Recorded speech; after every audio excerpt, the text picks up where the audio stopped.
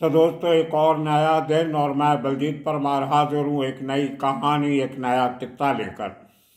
आज आपको बताएंगे मुंबई से आ रही सबसे बड़ी खबर, जहाँ वहाँ के सबसे पॉश इलाके में एक दर्दनाक हत्या हो जाती। क्या है ये पूरा मसला मामला, आपको समझाएंगे। लेकिन पहले, मालाबार हिल में मर्डर होने का मतलब क्या होता है, क्यों पूरे देश में सुर्खियां बनती हैं, क्या अहमियत है मालाबार हिल की, वो पहले आपको थोड़ा सा बताते हैं, फिर बताएंगे मर्डर हुआ कैसे हुआ, क्यों हुआ, किसकी गलतियां थी, क्या ये रोका जा सकता था। बहुत से सवाल हैं। पहले चलते हैं मालाबार हिल। मालाबार हिल पूरे मुंबई में नहीं बल्कि सारे देश में, अगर माना जाए तो सबसे महंगा और प्रेस्टिजियस एरिया है। ये वो मालाबार हिल है जहां महाराष्ट्र का राजभवन है, जहां चीफ मिनिस्टर का बंगला है और बड़े मंत्रियों के बेंगलोज हैं वहाँ पे। मुंबई के पुलिस कमिश्नर का ऑफिशियल फ्लैट भी मालाबार हिल पे है। एक ज़माने में वहीं पे अमेरिकन कंसुलेट भी हुआ करता था, जो आजकल शिफ्ट होके बांद्रा कुर्ला कॉम्प्लेक्स में चला गया। बहुत प्रेस्टिजियस हॉस्पिटल में से एक ब्रीच कैंडी भी वहीं पर है। दो हिस्सों में बटा है मालाबार हिल। एक मेन मालाबार हिल और उसके साथ लगता एक एरिया नेपेंसी रोड, जो एक तरफ से मालाबार हिल की तरफ जाती है। देश भर में सबसे महंगी प्रॉपर्टी अगर कहीं है, रेसिडेंशियल, कमर्शियल नहीं, रेसिडेंशियल प्रॉपर्टी, तो वो मालाबार हिल में है, जहाँ इतने सेलिब्रिटीज, करीम, बहुत बहुत अमीर लोग, मुंबई में जितने कॉन्सुलेट जनरल हैं, विदेशों के नुमाइंदे जो रहते हैं, उनमें से बहुते लोगों के घर, ऑफिशियल रेसिडेंसेस जो हैं, वो मालाबार हिल पे हैं। सो दोस्तों, ऐसा इलाका जहाँ एक झोपड़ा जो समुद्र के किनारे और बड़ी इमारतों के नीचे छोटे छोटे झोंपड़े बने हुए हैं, झुग्गी झोंपड़ी बनी हुई है, जहाँ पे इन अमीर लोगों के घरों में काम करने वाले लोग रहते हैं, टैक्सी ड्राइवर रहते हैं। वो एक एक झोपड़ा जो 10 बाई 10 स्क्वायर फीट का है, उसकी कीमत भी 2 करोड़ से लेके 3 करोड़ तक है। आप अंदाजा लगा लिए फ्लैट की कीमत क्या होगी।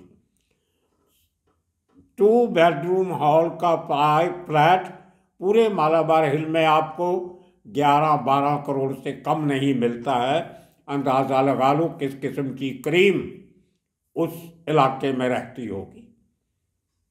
हाई राइज अपार्टमेंट्स जो हैं, वो एक तो वैसे हिल है, हिल के ऊपर अगर 20, 22, 24 फ्लोर की बिल्डिंग बन जाती है, तो वो ग्राउंड लेवल पे जो बिल्डिंग है उनके 30-32 फ्लोर के बराबर हो जाती है। तो ये एक पॉश एरिया में अगर मर्डर हो जाए, और वो एरिया जहाँ पे चप्पे चप्पे पे पुलिस होती है, राजभवन की निगरानी के लिए, मुख्यमंत्री की निगरानी के लिए पुलिस कमिश्नर का घर, और बहुत सारे बड़े बड़े अफसरों के पर्सनल बॉडीगार्ड, जितनी 24 घंटे में पुलिस की गाड़ियां आप मालाबार हिल में देखते हो, उतनी आपको मुंबई के किसी और इलाके में नहीं दिखाई देती। खैर, उसी इलाके में एक बिल्डिंग है 20 फ्लोर की, मुंबई में उसको माला कह देते हैं। 20 माला की बिल्डिंग, जिसका नाम है टाहनी या ताहनी, कैसे प्रोनाउंस करते हैं मुझे पता नहीं, TAHNEE, टाहनी बिल्डिंग 2005 में बनके तैयार हुई थी। बहुत बड़ा कॉम्प्लेक्स है, फ्लोर 20 है, लेकिन उसकी चौड़ाई बहुत है। आप हैरान होंगे कि पूरा बिल्डिंग जो है, जिसमें सैकड़ों फ्लैट हैं, वो महज 1 एकड़ जमीन में बनी हुई है। उस इमारत में 2 बेडरूम का फ्लैट आज के दिन में मैंने जो वहाँ के प्रॉपर्टी एस्टेट एजेंट से बात की 12 करोड़ से लेके 15 करोड़ तक है। और जो 4 बेडरूम के फ्लैट्स हैं उनकी कीमत 22 करोड़ से लेके 30 करोड़ तक एक फ्लैट की कीमत।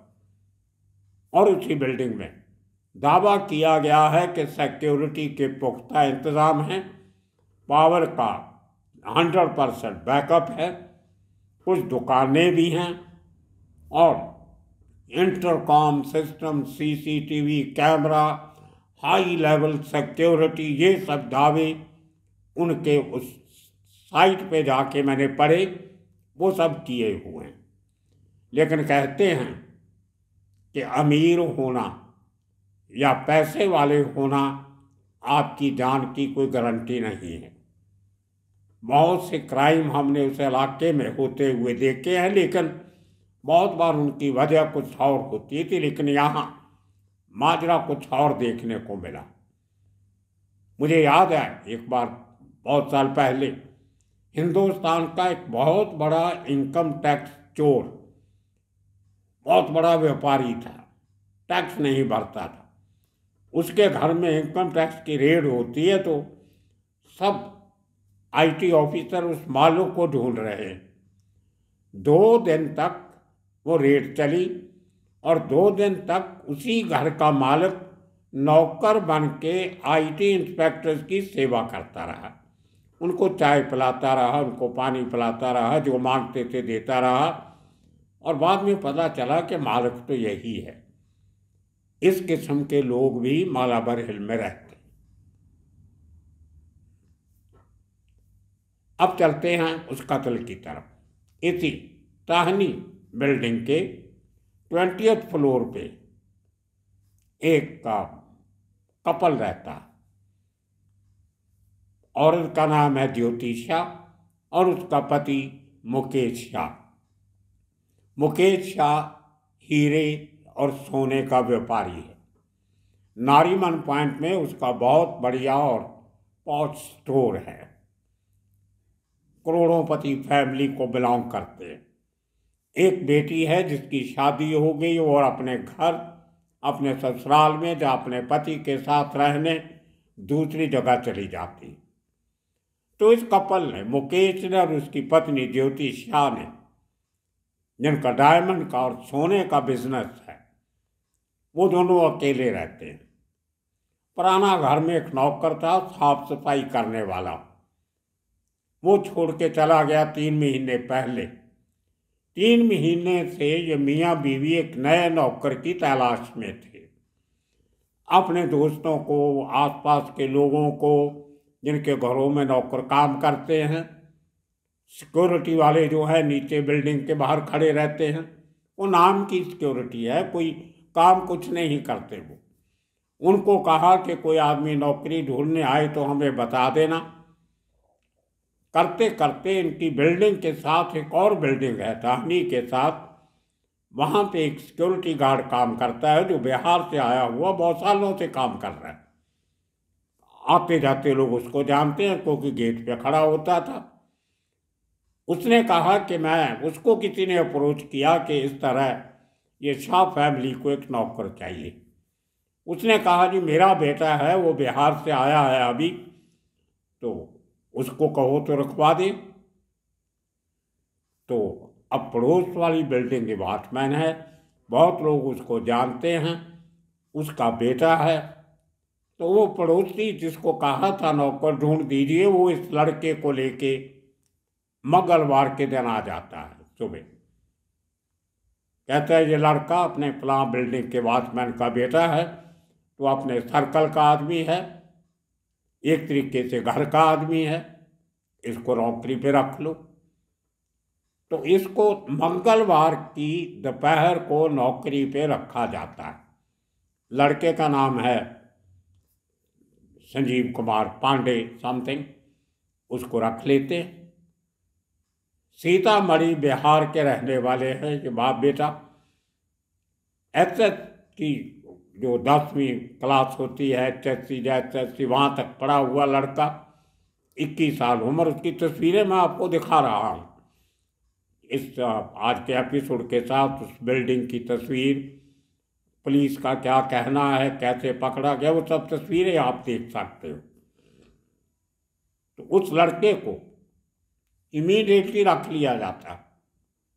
काम उसका था घर की साफ सफाई करना, सारा दिन घर पे रहना।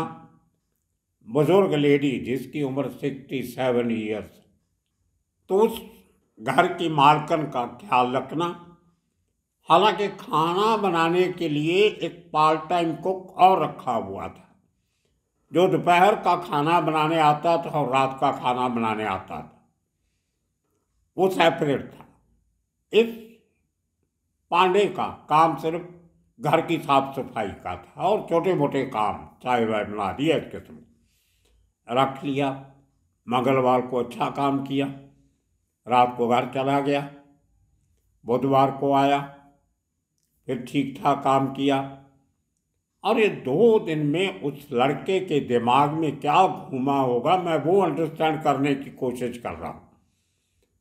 या तो आदमी काफ़ी सालों से नौकरी कर रहा हो, उसको कोई मालकन तंग करते हों, उत्पीड़न करते हों, एक्सप्लॉयटेशन करते हों, या कोई और गाली गलौज हो, कुछ हो, तो आदमी को बुरा लगता है। लेकिन जब एक नए आदमी को रखते हो तो 2-4 दिन तो उसको बड़े प्यार से रखा जाता है। ये बाकी बातें सब बाद में होती। एक तो 3 महीने के बाद उनको नौकर मिला घर में, और 2 दिन में कोई ऐसी बात तो हो नहीं सकती। वो इतना गुस्से में आ गया कि कत्ल कर दे। उसने इतना देख लिया कि इस घर में बड़े अमीर लोग हैं, शायद इस किस्म का घर उसने पहले कभी देखा नहीं था। उसको लगा कि पैसा घर में बहुत होगा।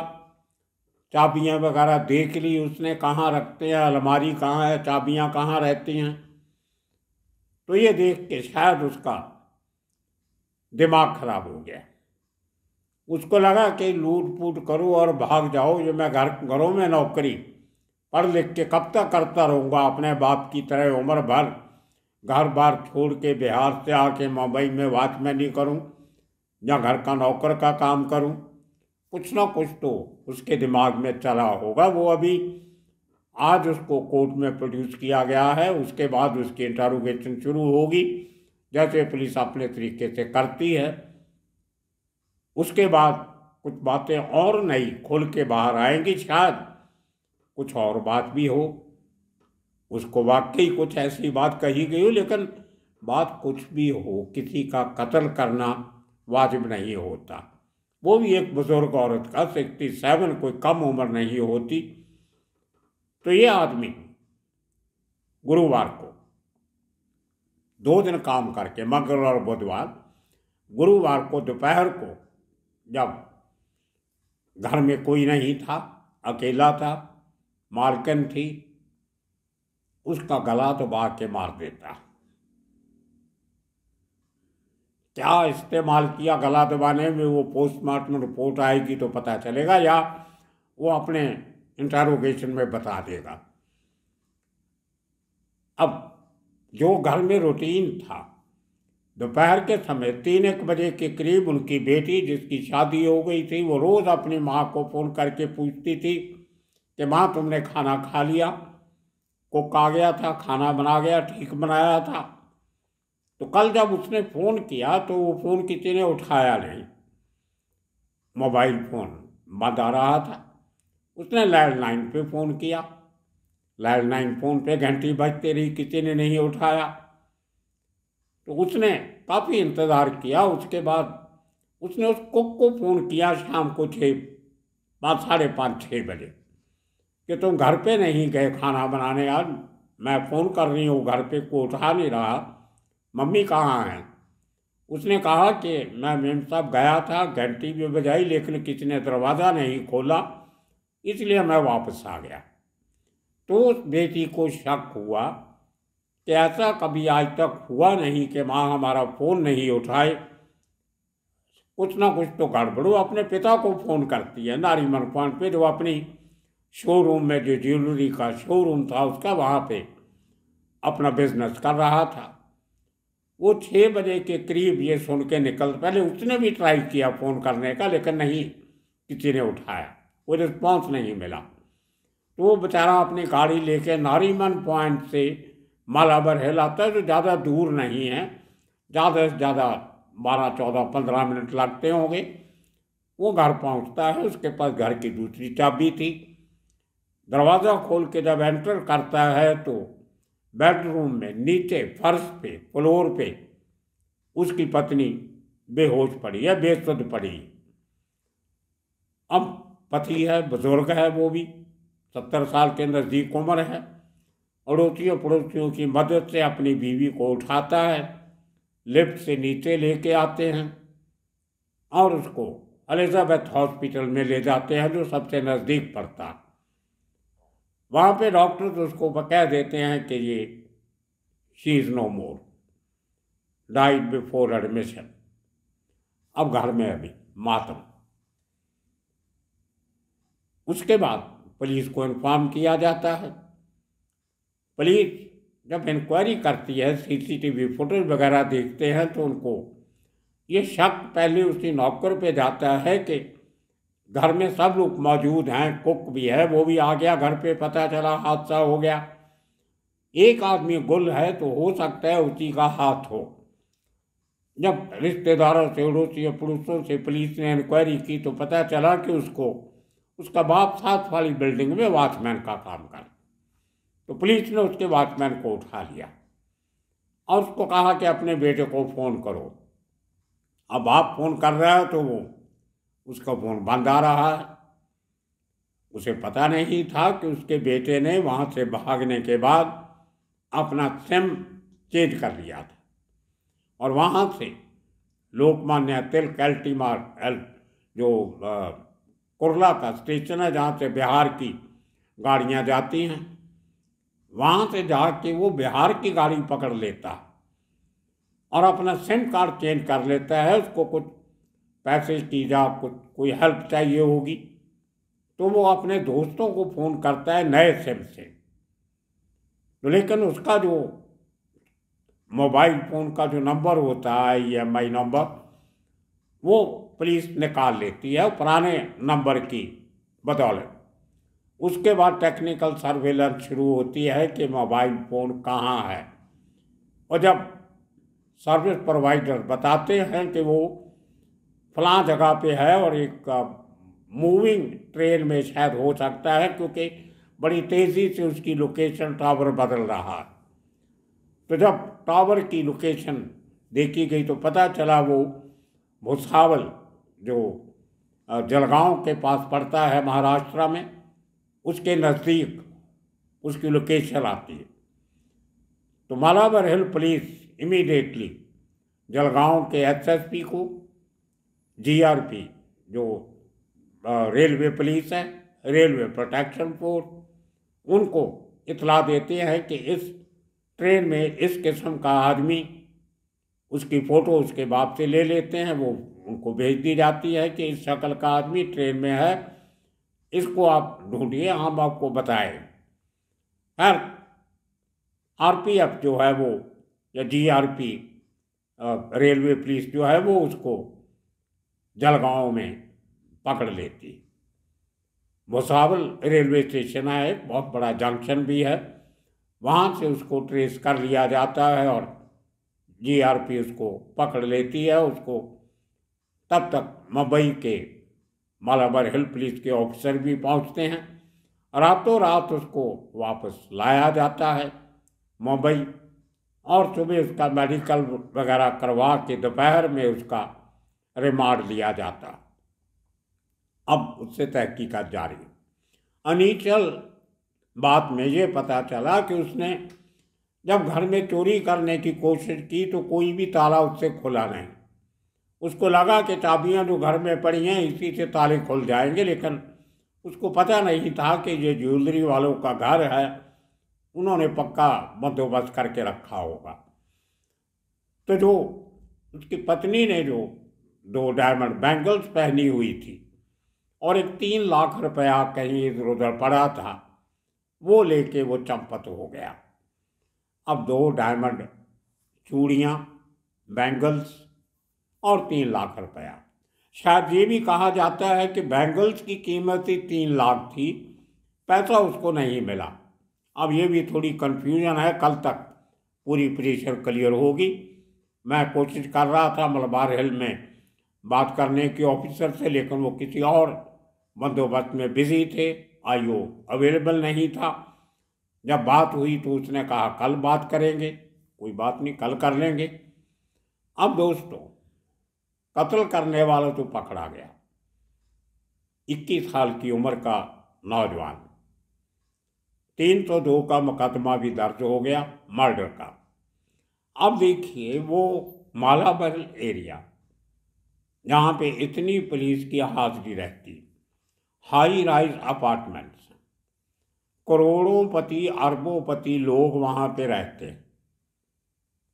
क्या वो उतने पैसे से जो वो मेंटेनेंस का देते हैं सोसाइटी को, मैनेजमेंट को या बिल्डर को, क्या उस पैसे से एक अच्छा पुख्ता foolproof security system in place नहीं रखा जा सकता?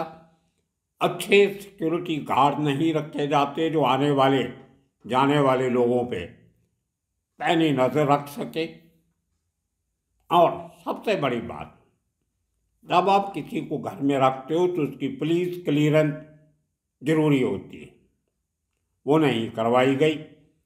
शायद ये भी कहा गया कि उन्होंने पुलिस को अप्लाई किया था क्लीयरेंस के लिए, लेकिन अभी तक क्लीयरेंस आई नहीं थी। तो आपने जल्दबाजी क्यों की? 3 महीने ऑलरेडी आपने बिना नौकर के निकाल लिए थे।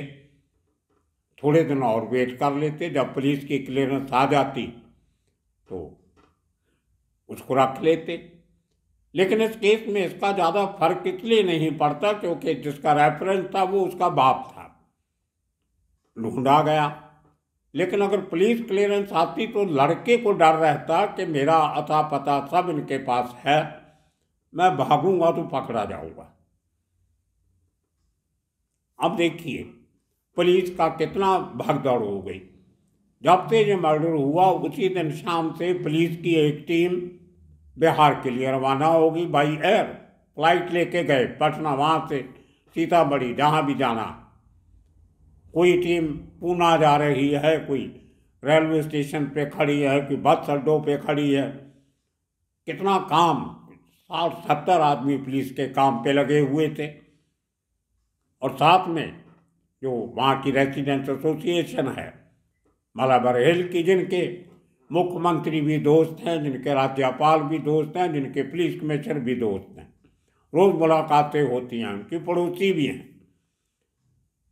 उनका कहना है कि जब तक सोसाइटी इस इनिशिएटिव नहीं लेंगी, जब तक पुलिस क्लीयरेंस नहीं हो, तो सोसाइटी की सिक्योरिटी को आउटसाइडर अंदर आने के लिए अलाउ नहीं करना चाहिए। तो अब देखो आने वाले दिनों में इसका क्या फ़र्क पड़ता है। लेकिन बहुत सारी अनकहलियाँ घर वालों की अपनी भी होती हैं। आप 12 करोड़ का, 13 करोड़ का, 15 करोड़ का फ्लैट खरीदते हो, लेकिन ऐसी अनगहलियाँ गलतियाँ कर देते हो। जब नौकर रखना होता है, उसको सैलरी कम दोगे, उसके तनख्वाह के लिए बहस करोगे कि 5,000 नहीं, 6,000 नहीं, हम तो 3,000 देंगे। छोटी छोटी बातों पे उनका नुक्स निकालोगे या उनकी ट्रीटमेंट बराबर नहीं करोगे जो एक ह्यूमन एक दूसरे ह्यूमन के साथ करता है।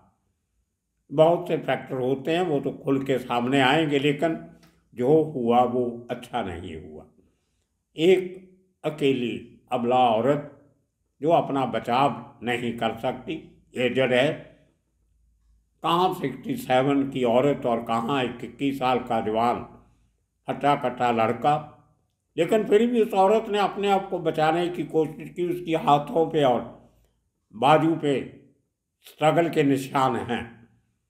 अब हर आदमी अपनी जान बचाने के लिए कोशिश करता है, लेकिन जब हादसा होना होता है उसको कोई रोक नहीं सकता। तो दोस्तों, ये आज की कहानी थी मुंबई से। बहुत से सबक हैं इसमें, वो सीख लेनी चाहिए। मेरा ये एपिसोड बनाने का मकसद यही था कि पूरी कार्रवाई कानूनी किया करो और सोसाइटीज़ को अपने सिक्योरिटी सिस्टम्स को मजबूत करना होगा। जो रह रहे हैं रहवासी हैं उनको प्रिकॉशंस और लेने पड़ेंगे, सिक्योरिटी सिस्टम को एनहांस करना पड़ेगा। ये सब चीज़ें हैं जो ज़रूरी हैं, नहीं तो इसी तरह मर्डर एट मालाबार होते रहेंगे। आने वाले दिनों में फिर इसी तरह की मुंबई से अंडरवर्ल्ड से जुड़ी खबरें कहानियाँ लेके हाजिर होंगे। तब तक के लिए आप सबका बहुत बहुत शुक्रिया, धन्यवाद।